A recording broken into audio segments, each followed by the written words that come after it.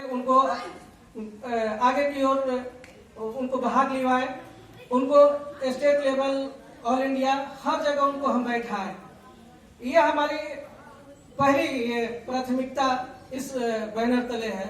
मैं इस कार्यक्रम को करने से पहले मैं बहुत जगह गया, बहुत जगह बोला, भाई देखिए ये कार्यक्रम हमारी भोजपुर में जो लोक कला है और उस कला को लोगों ने भंजाया, दूसरे लोगों ने भंजाया, और आज हम लोग उसका मुंह देखकर हम लोग चल रहे हैं।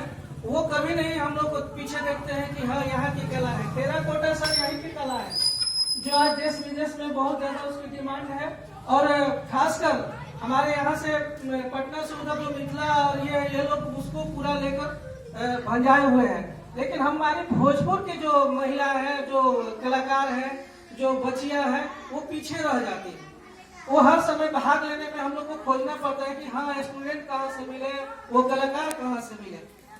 आज हम इस मुहिम को हम इस पिरौता गांव से और रघुपति जी के सौजन्य से मैं इस कार्यक्रम को यहाँ से हम शुरू किए, क्योंकि ये कलाकार की घर है और कलाकार ही इस कला को समझ के और कला की दुनिया बसा सकता है। इसलिए हम इस पिरौता गांव से हम स्टार्ट किए।